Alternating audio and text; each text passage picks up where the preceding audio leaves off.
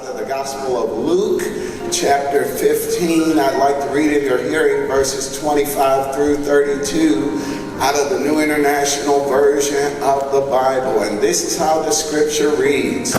Meanwhile, the older son was in the field. When he came near the house, he heard music and dancing.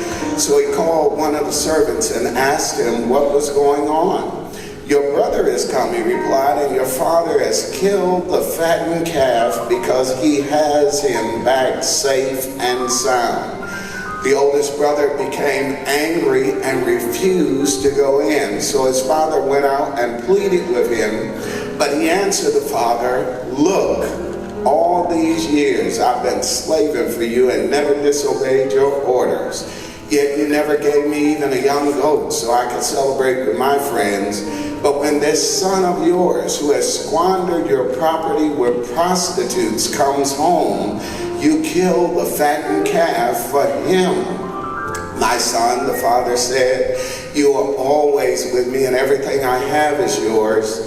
But we had to celebrate and be glad because this brother of yours was dead and is alive again. He was lost and is found. And all the people said, amen. If you don't mind, touch 2 or 3 people and say, don't miss the party. Don't miss the party. Amen. Don't miss the party.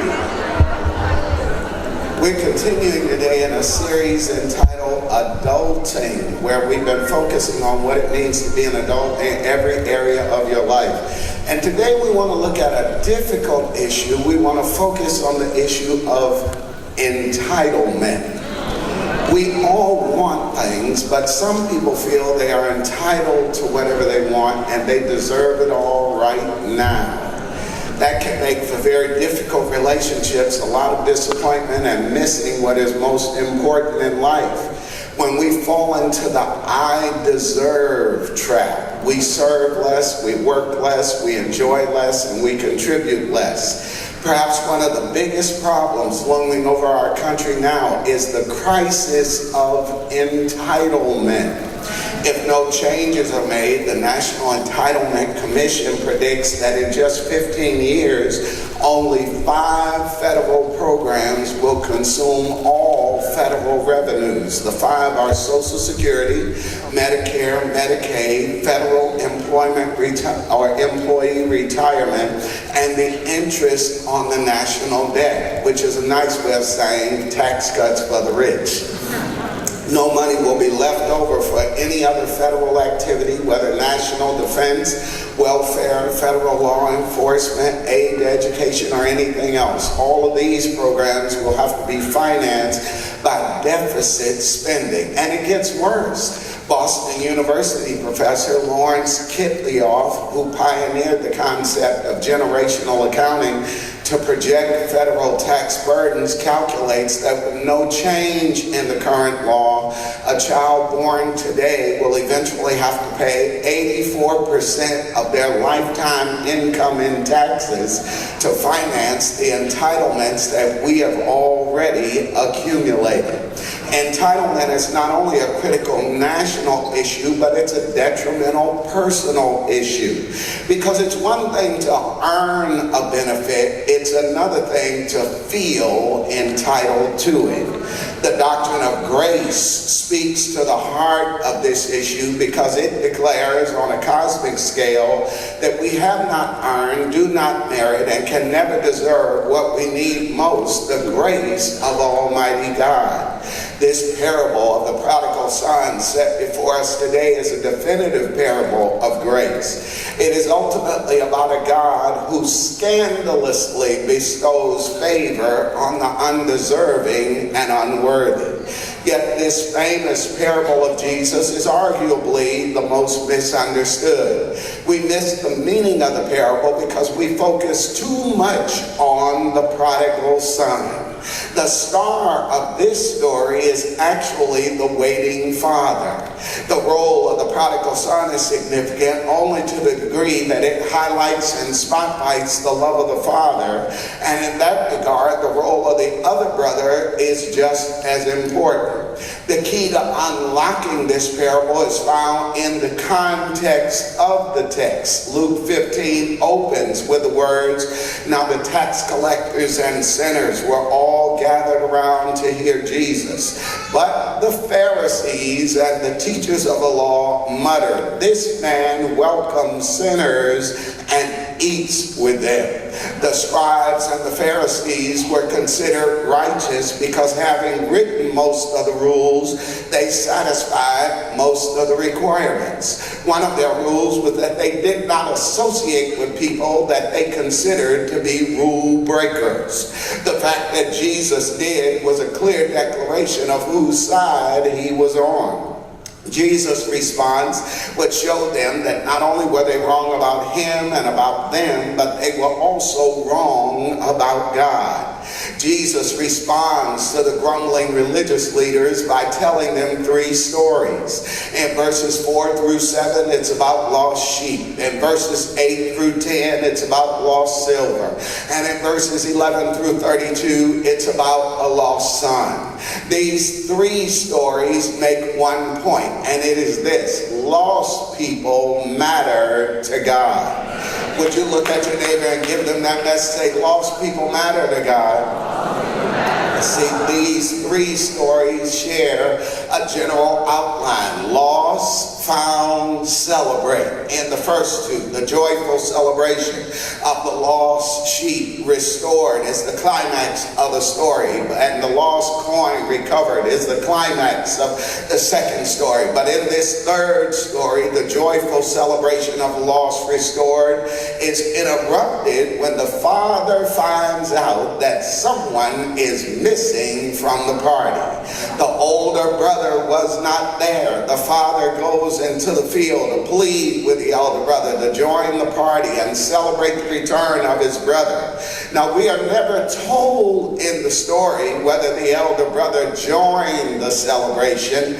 Jesus concludes the story like an episode of Scandal. He leaves us with a cliffhanger. He leaves us hanging to cause us to consider both then and now whether we are guilty of what Philip Yancey once called ungrace, or the opposite of grace. The conversation that the elder brother has with the father in the field presents an important message that every Christian and every church needs to hear afresh from God, and it is this: don't miss the party. This elder brother excused himself from the party because his seething sense of entitlement would not permit him to participate. Can I take you to the text on this? Because he skipped the party, first of all, because he was angry. Everybody just shout, angry. Rewind back to verse 11. The story centers on a father with two sons. However, the spotlight quickly shifts from the patriarch to the prodigal. And yet, even when the prodigal steps into the spotlight, the father is still the star. The high point of the parable is the joyful return of the son, but the high point is not the real point. You don't get the real point of the parable unless you witness the elder brother's angry response to his father's joyful restoration of his prodigal brother. The elder brother was angry with the father, but don't miss this: the father was not angry with the elder brother. Think about it for a moment. It's in verse 28. It says the older brother became angry and refused to go in. Let the scene flash in your mind. There is the dutiful big brother who had spent another day laboring in the field on behalf of the father. He dredges home tired and musty and frustrated and hungry, and is confronted by the sound of professional musicians and the sight of choreographed dancing in the distance. There's a party going on up at the crib. He summons a servant seeking to discern the occasion for such a lavish celebration. Excitedly, the servant shares, "Your brother has returned home from the far country, and your father is so happy he has killed the fatted calf." Now, with all due respect, what should have been next was the elder brother's query: why didn't somebody come and get me? Why didn't somebody tell me my brother was back home? But that's not what we hear, unfortunately. Instead, when he heard what was going on up at the house, he became angry and refused to go in. The elder brother was not angry with the prodigal son for coming home. That was inevitable, because intuitively he and we know that life is too difficult, demanding, and arduous for us to remain forever detached from the Father. You better hear me, that at some point you got to come home. Whether you walk in standing straight up or 6 of your friends roll you in laying straight out, at some point you coming home.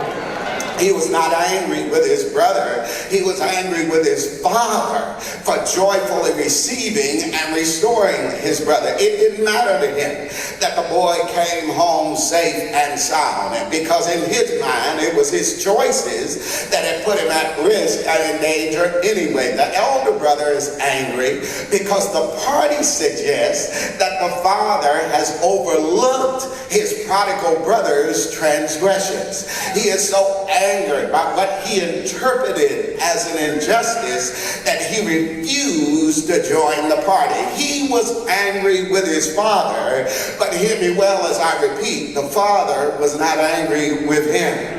At some point, the absence and refusal of the elder brother was reported to the father, and all things being equal, the father should have said, let him stay on out there then.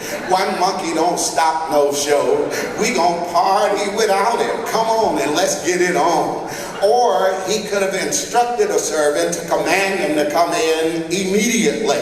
He didn't do that because he understood you can't make somebody party.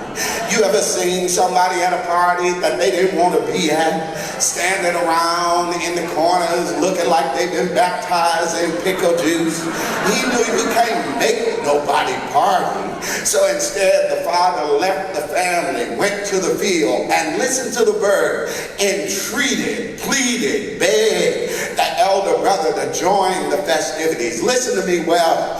The father's initiative to seek this angry elder brother is the parallel that links this story to the first two. Because in the first story, the shepherd seeks out the lost lamb until he finds it. In the second story, the woman swept out her entire house until she found the lost coin. In the third story, when the prodigal parted for the far country, the father did not follow him. He sits and waits for his return. But watch this. When the father received the news that the elder brother would not join the party, he leaves the family and enters the field in order to find him. And this begs the question, don't miss it, which son in the story was really lost?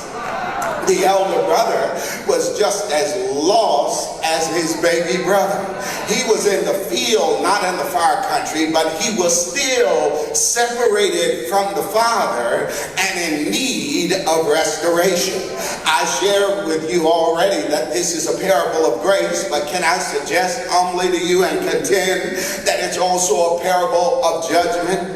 Because this text teaches that you can be in the house and still be lost. You can be in the church and the church not be in you. You can be religious but have no real relationship with the Father. You can be an inside outsider. Y'all ain't gonna help me. But Jesus said in Matthew 7:21, not everyone that says to me in that day, Lord, Lord, shall enter into the kingdom of God. The fact that you have never gone to the far country, that you have never gone buck wild, that you have never deviated from your parents' script, that you have never dropped it like it was hot or even laid it down like it was warm, does not necessarily mean that you have a relationship with the Father. How are things today between you and the Father? Don't worry about your neighbor, I'm talking to you. How are things today between you and the Father, because you can be lost in the house. You can be paralyzed in the pew. You can be astray in the sanctuary. Tap your neighbor and say, don't even be looking over here, all right? See, but Jesus is suggesting here that one of the objective indicators of your relationship with God is your attitude towards people who are lost. Because if you know what it means to be gripped by grace, you can't have an asinine attitude when prodigals come back home. If you know what it is to be saved, you celebrate any time and every time a prodigal comes home, because you know what it is to be lost but then be found by the amazing grace of God.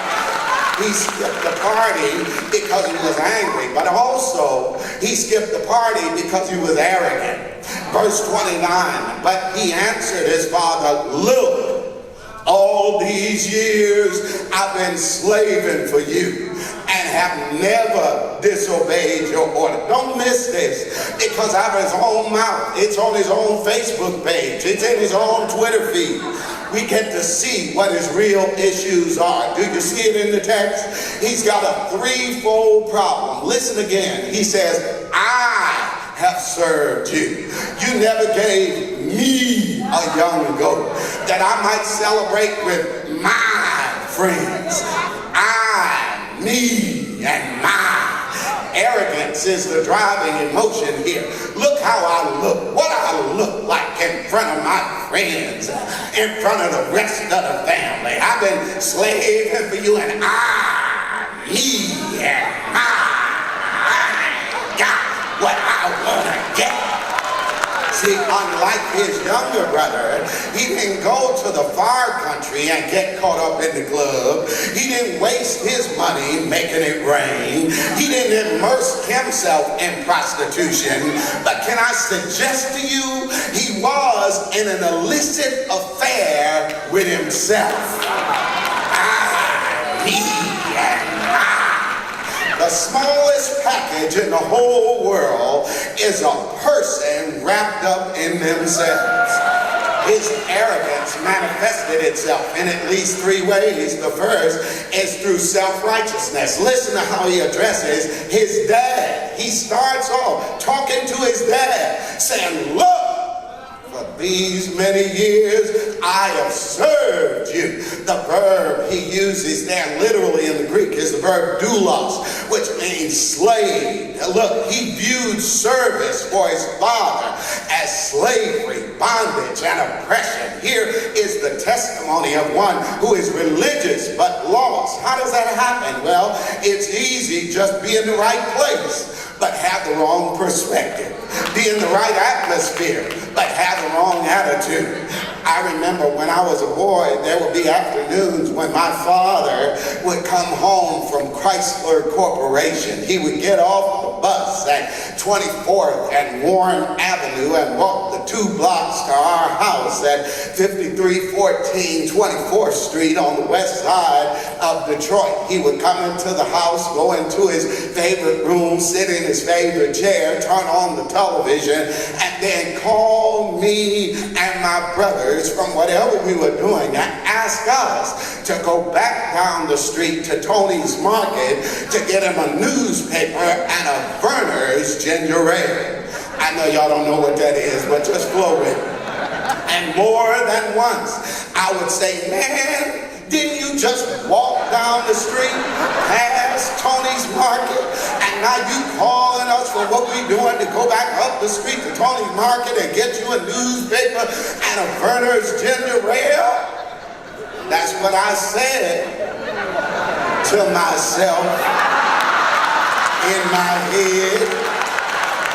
I ain't that crazy. Y'all don't understand. See, in my family, we didn't have time out. We had lights out. If you didn't act right, it was lights out. When I asked somebody, I'd go to the store, but there were times when my attitude would be obvious. Now, my mother knew how to handle those moments. She knew how to handle our attitude issues. She would say stuff like, you better fix your face. Yeah, see, every parent knows what that means. You get that mug right, amen. Act like you want to do it, even if you don't want to do it. See, and on one occasion, my father really broke my heart by simply saying, when he saw that look on my face, he said, son, you know what? Never mind. He said, if you have to do something for me with that kind of attitude, I would just rather you not do it. I'll go to the store and get my own paper and my own ginger. Listen, church, can I talk to you for real?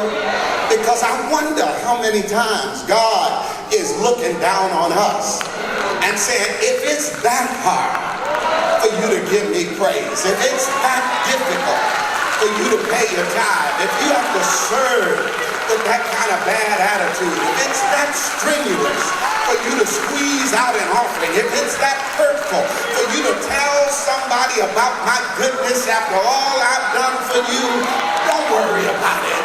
I'll get it to them myself. See, the elder brother said what he said, not because he was a slave, but because he was self-righteous. These many years I have served you and never disobeyed your command. What? Wait, don't miss what's happening here. A child has the audacity to stand in front of their parent and say, I have never disobeyed. Never? You've always done what was right? So you perfect. What in the world would make him think that his obedience was perfect? Self-righteousness. He's not viewing his obedience with regard to the Father. He is comparing himself to his younger brother. And having thoroughly chronicled his younger brother's mistakes, he became blind to his own blunders. I'm going to help somebody.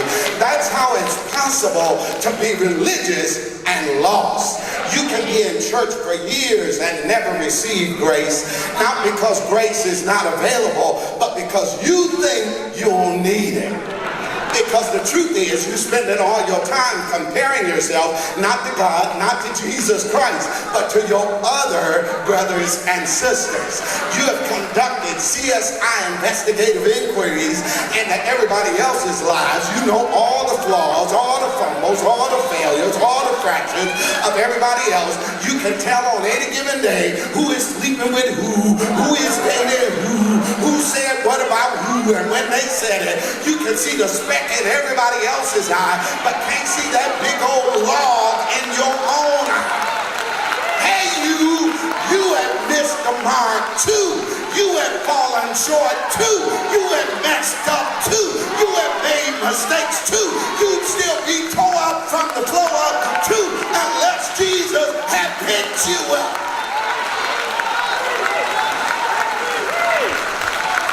You might not have done what I did, and I might not have done what you did, but inherent in the definition of salvation is that you were saved from something.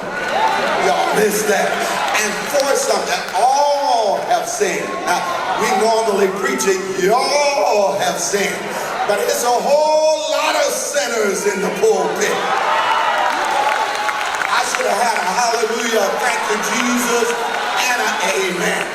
You can say it in here, then you ain't got to say it on Facebook, amen. There are a whole lot. Talk to me up in here. All have sinned and fallen short of the glory of God. I never, he said, never disobeyed.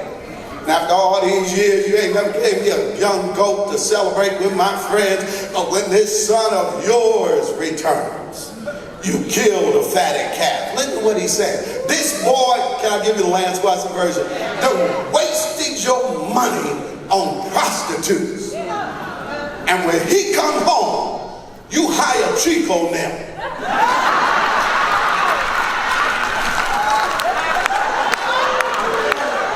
To play the music, and you throw him a party at Ruth Chris. I've been here obeying you all along, and you ain't never taken me and my friends to the drive-thru at McDonald's. He He felt offended and mistreated by the father because he's serving for reward and not out of relationship. Boy, this is deep.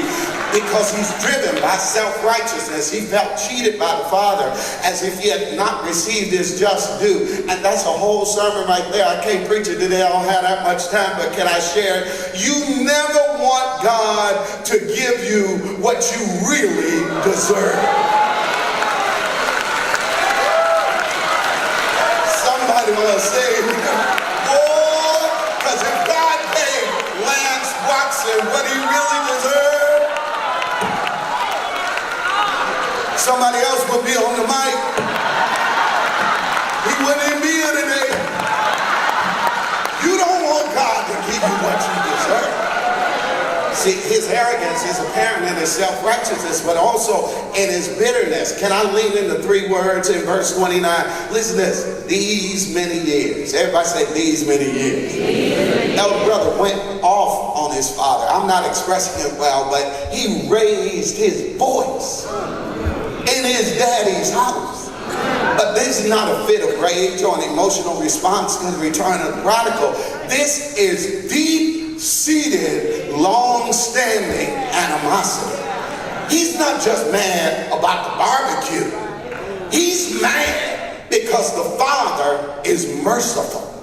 He's mad about how he feels he's been mistreated these many years. He's tormented by a sense of entitlement. What just happened with the younger brother nearly exposed long-standing animosity with the father. Can I take a sidebar here? Forgive me if this offends you, but I ain't trying to upset you, but can I talk about Obama and Trump for a minute? And the problem and challenge of racism in our country, because what we have to understand and remind ourselves that neither the presidency of Obama or Trump created division in this country. It just revealed what was already there. Wait, honestly, straight up, Obama was everything, and I ain't saying he was perfect, so don't get that in your head, okay? But Obama was everything that this country had been told and taught that a black man was not. He was educated. He had both his kids by the same woman to whom he was still married. He went to church. He did his job. He paid his taxes. He tried to keep his nose clean. He tried to handle power with grace and dignity. He tried to handle the issues of racism with some degree of fairness and equity. He was the scaredest black president you have ever seen because he was black and wouldn't even talk about black people. Oh, I know I'm telling you. Can you imagine a Jewish president not talking about Jewish people? But he was so busy trying to navigate the precarious line that had been set for him. It upset a whole slew of people who for their entire lives have been taught a distorted, perverted vision of who black men are. Now flip the script. On the other hand, Trump is everything that this country has been taught that white men are not. He got 5 kids by 3 different women. He don't go to church, don't pay his taxes, exploits the racial divide, disrespects women, and specializes in petty, retaliatory politics. Hating, I'm just stating, because I still pray for him. Neither of them created the division. They just revealed what was already there. It is worth noting that there are respectable sinners in the Father's house that have a strained relationship with God because they refuse to let go of these many years. You are in bondage to something that happened yesterday. You can't get closer to God in the present because you just won't let go of the past. This elder brother's issue was not with his younger brother, it was with the father. That's bitterness. This is the issue I have with people who are always talking about church hurt. You know how church hurt. I've been hurt in the church. The church ain't never hurt you. It's the people in the church. And those people are just just like you. Go on, look at your neighbor and say, you sinner, you. Amen. You just a sinner. Wherever you are surrounded by sinners, somebody is subject to get hurt. See, we think we are hurt because of what somebody did or did not do. But wait, when you hold on to that stuff, it's never about the other person. Because remember, nobody has done anything to you that God didn't allow. Woo, deep water warning. If God wanted to, God could have stopped it. The fact that God didn't doesn't mean that God lacks power. It simply means that through it, in ways that you may not understand, God has a purpose. Because God can control anything, conquer anything, and change anything. And if He doesn't change it, conquer it, or control it, you are to continue celebrating in the circumstance and wait to see what the end is going to be. Stop walking around mad and bitter and negative and nice, nasty, spewing venom, cynical, and upset. You are the way you are because you ain't never let go of these many years. Why did this happen to me? Why didn't that happen for me? Always remember, when you ask God a question, God answers with a question. I've never asked God why, to which God has not responded. And God always responds with something like this. Was I faithful to you? Has God been faithful to you? That's how your pain becomes power. Because when you look back, even though a lot of things may have gone down and gone wrong in your life, you cannot deny that there are a lot of things that have come up right. God has been faithful. There has been some pain, some hurt, some disappointment that you, like me, wish you had never experienced, but thanks be to God, God has been faithful. I wish my life had been smoother, my way had been brighter, my support had been more, my burdens had been lighter. But looking back, I thank God, and God has been faithful. As I look back over my life, I can see how His love has guided me. Even though I've done wrong, He never left me alone, but He forgave me, and I kept right up. This I recall through my life. There is hope, because it's because of His mercy that I am not consumed, because His compassions fail not. They are new every morning. Great is His faithfulness. I can never repay you, Lord, for what you've done for me. How you loose my shackles and set me free. How you made a way out of no way. Turn my darkness into day. Been my joy in the time of sorrow. Been my hope for my tomorrow. God has been faithful. You ought to shake somebody's hand and say, yes, He has. You mad about all these years, and He woke you up this morning. Clothes you in your right mind. You mad about all these years. You got clothes on your back and food on your table and a roof over your head. You got life and health and strength. I know you've been through a lot, but God was there, and the way I know it is you are here. And I make a suggestion that rather than holding on to all these years, change your testimony. Start saying, if it had not been. Go on, finish that for your neighbor. Say, for the Lord on my side, I don't know where I'd be. Because I have some really bad news. People change. I got some bad news. Circumstances change. I got some bad news. Wait, you mistook who I am. I'm not a prosperity pimp. I wish I could tell you, if you praise it, you're going to always be happy. You're going to always be successful. You're going to always have money. You're going to get rich. I can't guarantee that, because the Bible doesn't promise that. You might get sick. You might lose your job. Your marriage might fall apart. Your children might go astray. Somebody you trust might break your heart. But on the edge of the bad news, I got some good news. Jesus Christ is the same yesterday, today, and forever. Let it go.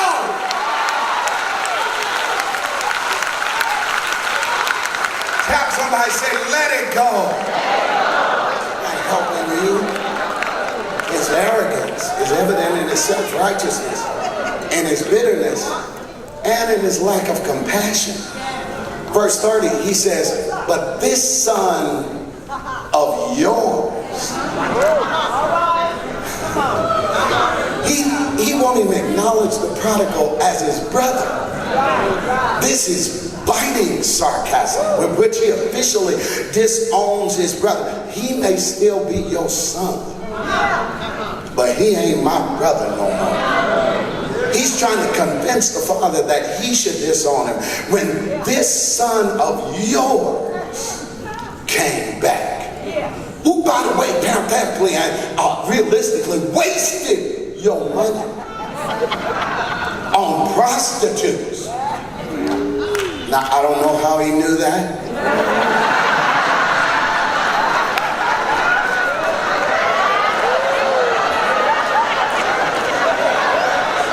Could be what he heard. I don't know. See, when he came home, after spending all his inheritance on prostitutes, this older brother said, you hired Sprat and them to come play music and had a barbecue, cooking ribs. The older brother felt that the father should have turned him away, or if he did take him in, that he should have kept his return low key. Instead, the father threw a party. The elder brother couldn't understand it because he had no compassion in his heart for his erring brother. Listen to this. He knew about religion. He did not know about redemption. Religion is what we do for God. Redemption is what God does for us. And there's no way we can be honest about our own lives and not be compassionate towards other people who may still be struggling. Can I quote Bible right here? Galatians 6:1 says, brothers, if someone be overtaken in a fault or caught in a sin, different translation, you who live by the Spirit should restore that person gently. Any one of us here could be a someone. Y'all missing that? The best person can do the worst thing on any given day. So redeemed people have to always look at other people through a spiritual perspective. When you see people struggling, your response should be restoration, not amputation. The word restore in that text is the word that fishermen used when they talked about mending their broken net. Can I tell you what you've already figured out? Do you know why a fisherman mends his net? It's simple, so he can use it again. Boy, y'all know when to shout. God says, church, the reason I want you to restore broken people and not cut them off, not treat them as less than, is because I want to use them again. But I can only use them if you restore them. Okay, I've kept you too long. It's just one more. He skipped the party because he was angry. Everybody say angry. Because he was arrogant. Everybody say arrogant. But also because he was aloof. Let me explain. There was distance between the son and the daddy. The elder son was in the father's house but did not know his father's heart. The father said to him in verse 31, son, you are always with me. You mad because I didn't throw you a party? I threw him a party because he left and came back. But you've got a greater blessing because you are always with me.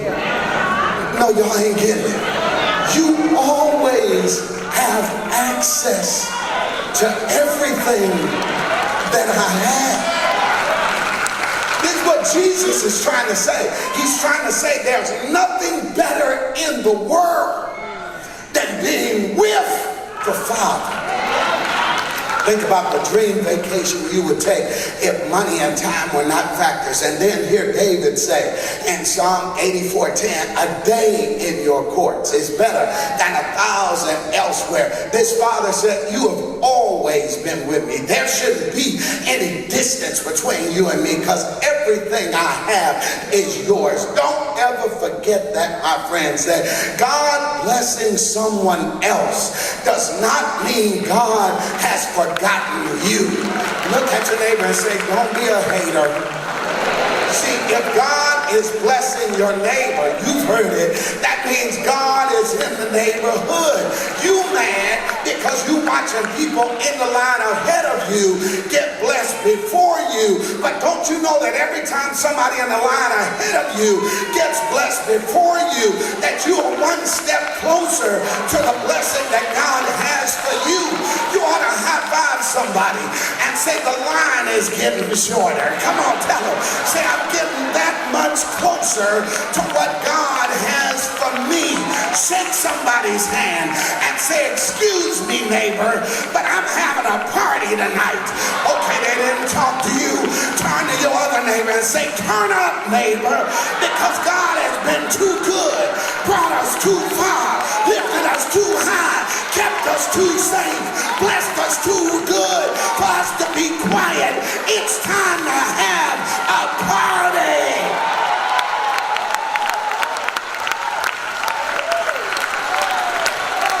Because I know what it is to be on my way out and have God bring me back in.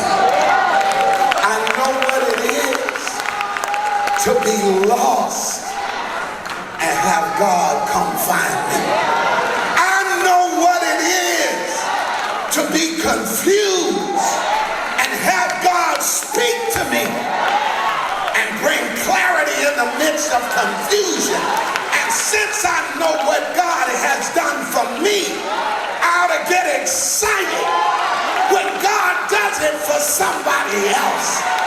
Take your neighbor by the hand, hold on to it for a moment, and say, neighbor, I want you to get everything that God has for you. Look out and say, I want you to go everywhere that God is trying to take you. I'm not going to hate on you when I see God bless you.